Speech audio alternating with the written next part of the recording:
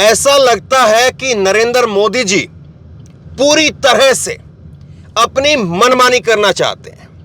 देश में क्या होगा, क्या नहीं होगा, जनता को कितना जानने का हक है, कितना जानने का हक नहीं है, ये सब कुछ नरेंद्र मोदी जी अपनी मुट्ठी में करना चाहते हैं।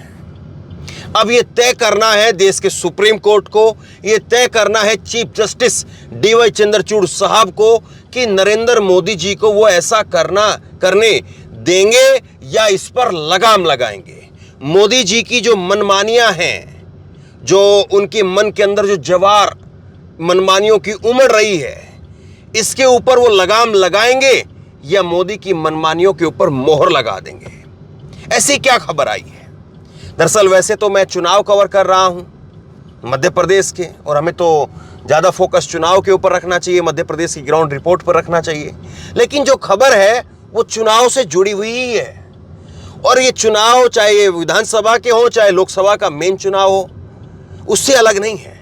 खबर ये आई है कि मोदी सरकार ने सीधे तौर पर कह दिया है, दो टूक कह दिया है कि देश की जनता को ये जानने का कोई हक नहीं है कि राजनीतिक पार्टियों को जो चंदा दिया जाता है वो चंदा कौन दे रहा है ना? कमाल की बात है। आप बताइए इस बात को कैसे जो है वो कोई कह सकता है, कैसे ये बात किसी के गले उतर सकती है कि देश की जनता जिसकी हर चीज की जानकारी सरकार के पास में है, लेकिन उस सरकार को कहां से पैसा आ रहा है, उस सरकार को कौन से कॉर्पोरेट घराने किस पॉलिटिकल पार्टी को चंदा दे रहे हैं, ये जानने का हक जनता को नहीं है कि अडानी किसको चंदा दे रहा है, अडानी बीजेपी को कितना चंदा दे रहा है, अडानी कांग्रेस को कितना चंदा दे रहा है, कौन अंबानी कितना चंदा दे रहा है, कौन कितना चंदा किस पार्टी को दे रहा है, क्या ये जानने का हक देश की जनता को नहीं है? आपके हमारे आधार कार्ड के जरिए सारी इंफॉर्मेशन सरकार के पास में है। यहां तक कि आप और हम लोग कहीं पर अगर जाते भी हैं, अब जैसे मैं ग्वालियर से अब शिवपुरी गुना की तरफ और आगे जो है वो उज्जैन और भोपाल की तरफ अब जा रहा हूं, तो हमारी गाड़ी के अंदर जो फास्टैग लगा हुआ है, जिसके जरिए हर टोल टैक्स पर जो टैक्स कटता है, उसके जरिए सरकार के पास में सारी जानकारी जा रही है कि फला गाड़ी का नंबर, वो गाड़ी किस रूट से जा रही है, कब कब निकली है, कौन कौन से टोल टैक्स को उसने पार किया है, सारी जानकारी सरकार के पास में है। आप बताइए, हमारी हर छोटी से बड़ी जानकारी वो सरकार के पास है, लेकिन सरकार अपने चंदे का पैसा, अपने चंदे का हिसाब वो जनता को क्यों नहीं देना चाहती है? और अगर नरेंद्र मोदी जी के शब्दों में कहे तो क्या मन में चोर है, क्या ऐसी चीज है जिसको छुपाना चाहते हैं? और अगर मोदी सरकार ने जो बात कही है सुप्रीम कोर्ट के अंदर, और ये बात तब कही है जब सुप्रीम कोर्ट में कल सुनवाई होनी है इसको लेकर के, 5 जजों की संवैधानिक बेंच इसको लेकर के सुनवाई कर रही है, जिसमें डीवाई चंद्रचूड़ साहब हैं, जिसमें पारदीवाला साहब हैं, और मैं आपको बताऊं तो और इसमें 5 जजों की बेंच है, और ये 5 जजों की बेंच जो है इसकी सुनवाई कर रही है। और ये 5 जजों की बेंच अब इस बात को तय करेगी कि जो चंदे का मामला है, चुनावी चंदे का मामला है, उसकी जानकारी जनता को दी जाए या ना दी जाए। अब देखिए, बात को समझिए। नरेंद्र मोदी जी अपने आप को कहते हैं सबसे बड़ा ईमानदार आदमी, सबसे बड़ा ईमानदार प्रधानमंत्री, वो अपने आप को कहते हैं, इस बारे में उनके भक्त अनभक्त कहते हैं। लेकिन देखिए, मोदी जी ना तो देश की जनता को चुनावी चंदे के बारे में बताना चाहते हैं कि चुनावी चंदा किस पार्टी से किस व्यक्ति को गया है, दूसरा ना वो पीएम केयर फंड के बारे में बात करना चाहते हैं, ना उसको आरटीआई के अंडर लाना चाहते हैं, जैसे पहले प्रधानमंत्री राहत कोष था। अब पीएम केयर फंड में किसने पैसा दिया, कितना दिया, वो आरटीआई के अंदर नहीं आता है। तीसरी बात, काले धन काले धन काले धन कह कह करके लोगों के कान पकाए गए, लेकिन वो काले धन की लिस्ट कहां पर है, लोगों के साथ क्यों नहीं शेयर की जा रही है?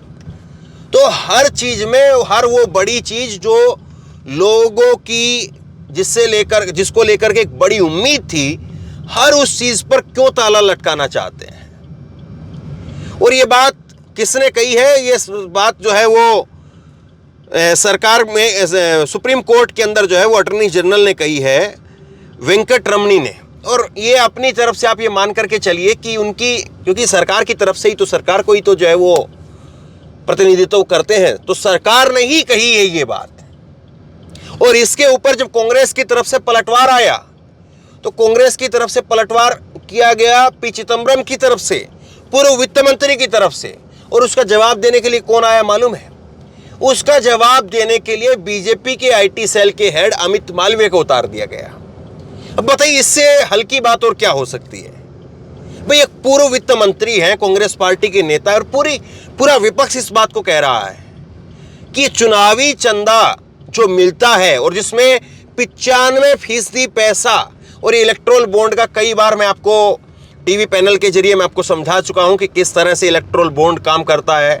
दोबारा बताने की ज़रूरत नहीं है कि कैसे एक चेक की तरह से इलेक्टोरल बॉन्ड को जो है खरीदा जाता है एसबीआई बैंक में से, और फिर उसके बाद में वो इलेक्टोरल बॉन्ड पार्टी के अंदर दे दिया जाता है, और वो इलेक्टोरल बॉन्ड, वही यानी चेक एक तरह का, वो इलेक्टोरल बॉन्ड पार्टी दोबारा से आकर के बैंक के अंदर दे देती है और पैसा कैश करवा लेती है। अब ये पूरी प्रक्रिया के अंदर कहीं पर किसी को नहीं पता चलता है कि ये पैसा किसकी तरफ से आया है, किसने किसको पैसा दिया है। हाँ, सरकार को जरूर पता है, जो भी सरकार रहेगी, कल को अगर कांग्रेस सरकार में होगी और अगर यही प्रक्रिया चलती रहती है तो कांग्रेस को भी पता होगा कि अंबानी ने बीजेपी को कितना पैसा दिया है। आज खैर नहीं कह सकते हैं कि अंबानी ने कितना पैसा दिया है, आज कोई नहीं बता सकता है। हाँ, आज ये जरूर पता चलता है कि टोटल जो इस साल के इलेक्टोरल बॉन्ड आए हैं, तो उसमें से कितना बीजेपी के पास गया है। इस बात को केवल आज जो है पढ़ा जा सकता है या पकड़ा जा सकता है। बाकी किसने किसको कितना रुपए दिया है, ये बात पता नहीं चल पाती है। और सारा विपक्ष एक बात कह रहा है, पूरा का पूरा विपक्ष एक बात लगातार कह रहा है कि नरेंद्र मोदी जी एक हाथ से दे रहे हैं और दूसरे हाथ से ले रहे हैं। यानी अडानी के जरिए, अभी कुछ रोज पहले, अभी 2 रोज पहले जो है खबर आई एक, कि देश के अंदर जितना भी समुद्री क्षेत्र हमारा लगता है, गुजरात से लेकर के आप पश्चिम बंगाल तक चले जाइए, जितना भी हमारा समुद्री क्षेत्र है, समझ करके देखिए इस बात को, बहुत महत्वपूर्ण बात मैं आपको बता रहा हूं। बहुत बड़ी खबर आई है 2 दिन पहले, उस पर हम जिक्र नहीं कर पाए, लेकिन बड़ी खबर थी। जितना भी हमारा समुद्री क्षेत्र लगता है, गुजरात से लेकर के पश्चिम बंगाल तक, हर 500 किलोमीटर के ऊपर, हर 500 किलोमीटर के ऊपर अडानी साहब का एक पोर्ट है। बताइए अब सरकार को कितना नुकसान हो रहा होगा। और ये सब कुछ जो है वो बताया जाता है कि ये, वो विस्तार में उस रिपोर्ट के अंदर बताया था कि ये सब कुछ बड़ा है, फला फूला है पिछले 10 साल के अंदर। अब बताइए कितनी बड़ी बात है ये। हर 500 किलोमीटर के अंदर अगर अडानी का पोर्ट है, तो अडानी तो अपना सब कुछ अपने ही पोर्ट के ऊपर उतारेगा।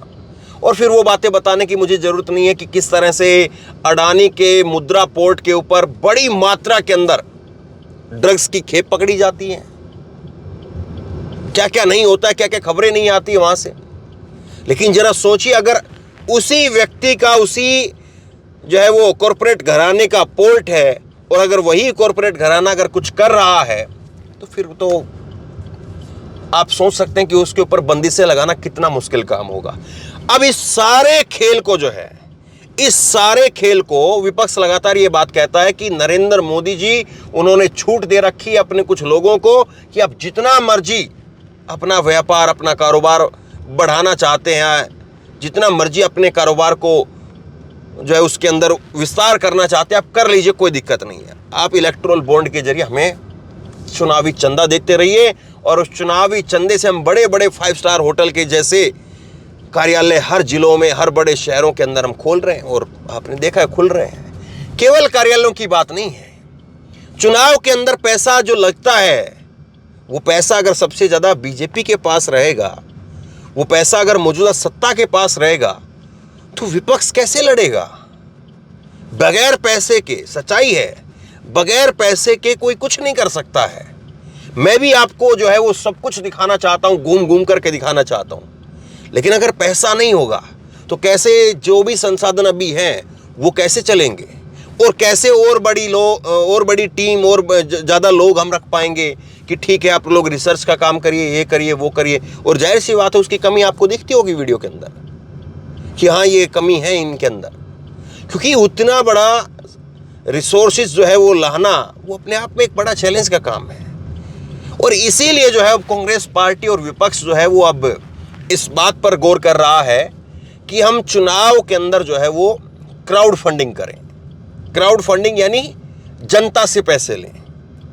हम सीधे तौर पर ये कह दें, खास करके कांग्रेस की तरफ से जो है ये बातें कही जा रही हैं कि हम सीधे तौर पर इस बात को कह दें कि हम जो है वो लोगों से चंदा वसूलने का काम करेंगे कि 100 रुपये, 50 रुपये आप लोग जो है वो दीजिए और कांग्रेस के सारे नेता जो है वो गली गली में घूमेंगे और 24 के लिए चंदा मांगने का काम करेंगे।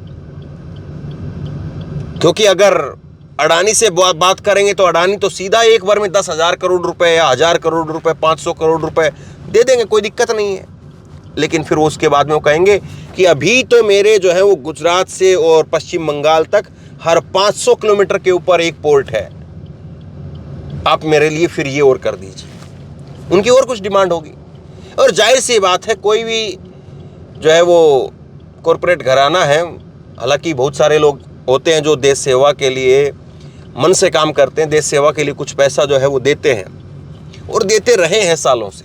चुनावों में अलग अलग राजनीतिक घराने पैसे देते रहे हैं, इसमें कोई दो राय नहीं है। लेकिन क्या सब कुछ जो है वो एक आदमी पर इसलिए लुटाया जा रहा है कि वो एक आदमी जो है वो सब कुछ एक खास पार्टी पर लुटा रहा है और वो खास पार्टी इस बात से जो है वो डरती है, इस बात से जो है वो मुकरती है कि हम बताएंगे नहीं। मोदी जी कहते थे ना खाऊंगा ना खाने दूंगा, तो फिर ये बताऊंगा और ना बताने दूंगा ये कहां से बीच में आ गया? क्यों आखिरकार मोदी जी जो है वो सुप्रीम कोर्ट के अंदर इस बात से बचते हुए नजर आ रहे हैं? और अब ये सारी खेल जो है, ये सारा खेल जो नरेंद्र मोदी जी की सरकार चाह रही है कि उनको मनमानी दे दी जाए इस बात की कि वो जैसे चाहेंगे वैसे करेंगे, जैसे चाहेंगे उस तरह से चलेंगे, जो वो चाह रहे हैं, इसको रोकने का काम सिर्फ एक आदमी के हाथ में है और वो है डीवाई चंद्रचूड़ साहब। डीवाई चंद्रचूड़ साहब की अध्यक्षता के अंदर 5 जजों की संवैधानिक बेंच अब इस पर सुनवाई करेगी और वो अगर सरकार की तरफ से जो ये जवाब दिया गया है इस पर ऐतराज नहीं जताती है, अगर वो कहती है कि ठीक है आप जो बात कह रहे हैं हम इसको स्वीकार कर लेते हैं, तो फिर ये बात तो खत्म हो जाएगी। फिर तो वाकई इस बात के ऊपर सवाल नहीं उठेंगे। फिर तो वाकई जो है वो आप ये मान करके चलिए कि सरकार ने कह दिया और लोगों को मानना पड़ेगा। फिर कोई इस बात को नहीं कह पाएगा कि साहब ये चुनावी चंदे के जरिए जो है वो हेराफेरी करते हैं, कोई इस बात को कह नहीं पाएगा। अब ये डीवाई चंद्रचूड़ साहब के हाथ में बात है और डीवाई चंद्रचूड़ साहब के अगर आप फैसले देखेंगे हाल के अंदर जितने भी फैसले रहे हैं, सरकार की सांसें तो इसीलिए अटकी हुई हैं कि डीवाई चंद्रचूड़ साहब उस बेंच की सुनवाई कर रहे हैं, उस बेंच की अध्यक्षता कर रहे हैं जो बेंच सुनवाई कर रही है। डीवाई चंद्रचूड़ साहब जो है उसमें अध्यक्षता कर रहे हैं। सरकार की सांसें तो इसी बात से अटकी हुई हैं। सारा खेल तो यहीं पर फंसा हुआ है। अब देखिए होता है क्या, लेकिन यह तो साफ तौर पर समझ में आ गया कि जो आदमी ना चुनावी चंदे के बारे में जानकारी देना चाहता है, जो आदमी ना पीएम केयर फंड के बारे में जानकारी देना चाहता है, जो आदमी ना काले धन के बारे में जानकारी देना चाहता है। काले धन की लिस्ट के बारे में बहुत कहा जाता था कि इतना पैसा है साहब, उतना पैसा है, लेकिन क्या आपको पता चला? तो बहरहाल शेयर कीजिए इस खबर को और उम्मीद करते हैं कि डीवाई चंद्रचूड़ साहब लोगों की उम्मीदों पर खरे उतरेंगे और वो फैसला करेंगे जो फैसला देश के हक में होगा। आपको क्या लगता है, सरकार ने जो जवाब दिया है क्या वो उसको आप सही मानते हैं? सरकार कह रही है साफ तौर पर कि ये लोगों को जानने का हक ही नहीं है, क्या वाकई आपको लगता है? नीचे कमेंट बॉक्स में अपनी राय लिख करके ज़रूर बताइए। इस वीडियो को शेयर कीजिए और अब हम लोग आगे बढ़ गए हैं, चुनाव यात्रा अब हमारी आगे बढ़ रही है और कल आपको जो है एक नई जगह से लोगों की राय क्या है चुनाव में, इस बार लोग क्या सोचते हैं, इस मुद्दे पर भी पूछेंगे। जो भी होगा वो आपको दिखाएंगे। धन्यवाद।